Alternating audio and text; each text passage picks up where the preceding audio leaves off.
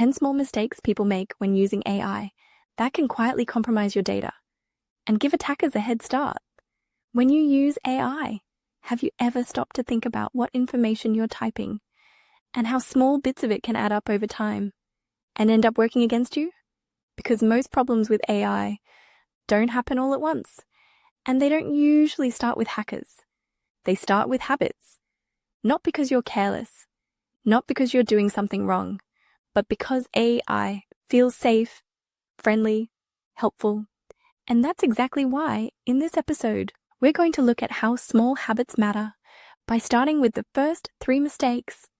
In the next 2 episodes, we'll continue with the rest of the 10. Let's start with the first one. It's the most common and the easiest to miss. Mistake number 1. Pasting sensitive information into AI tools. Passwords, API keys, private documents, client or customer data, student information, internal work details.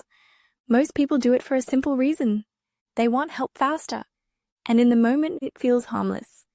But once sensitive information is shared, control becomes complicated, even if your intention is good, even if you trust the tool, even if you plan to delete it later. Here's the takeaway. Artificial intelligence is not a safe place to store secrets. Oh, one quick thing. I should explain that. An API key is like a digital password. That lets software talk to other software. It allows apps to connect, send requests, and get responses. And if someone gets access to it, they can act as if they were you. So what's the better practice? Before using AI, pause for a moment. Ask yourself, does this information belong to me or to someone else? If it's sensitive to personal or confidential, don't paste it. Think of AI like a public form helper, not a private safe. If you wouldn't write it on a form that others might see, don't paste it into AI. And yes, sometimes people use AI to help fill out applications or forms. In those cases, replace real details with placeholders. Use XXXX instead of real numbers. Use full name here instead of an actual name. Describe the situation, not the identity. That way, the AI understands the problem without you compromising the data. You can still get useful help without sharing what shouldn't be shared. That small habit makes a big difference. Now let's move to the second mistake. It often comes right after the first. Mistake number 2. Assuming AI chats are private or temporary. Many people think, I'll just delete the chat. It's only between me and the tool. It disappears when I close the window. But in reality, AI tools are software platforms. They process what you type. They may log activity. And they follow rules that aren't always visible to users. This doesn't mean someone is reading your chats. It means you shouldn't assume your input simply vanishes. That assumption creates false confidence. And false confidence leads to risky habits. Here's the better habit. Treat every AI conversation as if it could be saved.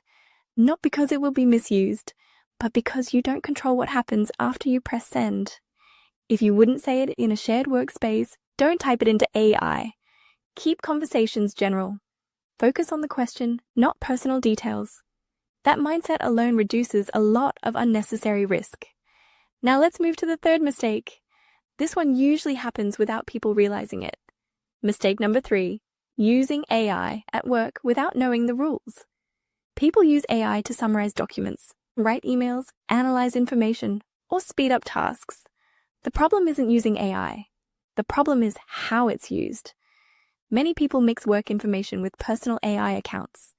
Confidential details get pasted in, internal documents get summarized, and it often happens without approval or visibility. This is sometimes called shadow AI, not because people are trying to hide, but because it happens outside official processes. And when something goes wrong, intent matters less than impact. So what's the better practice here? Create clear separation. One AI account for personal use, and a separate account for work-related tasks.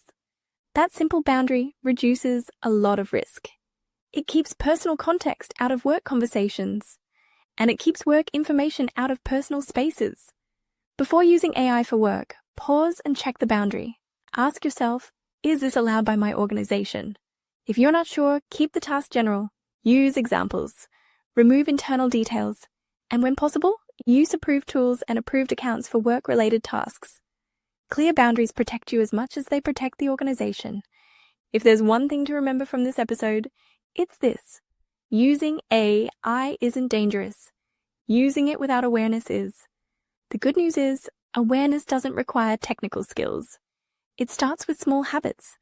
What you paste, what you assume, where you draw boundaries. Those choices matter. And once you see them, you don't need to fear AI. You can use it with confidence.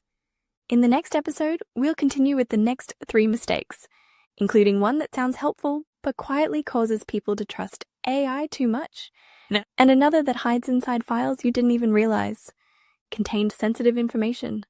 Nothing dramatic, just practical things that make a real difference. I'll see you in the next episode. Before we close, let's take a moment to reflect on what we covered today. We talked about how small habits matter when using AI. We looked at 3 common mistakes: sharing sensitive information, assuming conversations disappear, and using AI at work without clear boundaries. None of these come from bad intent.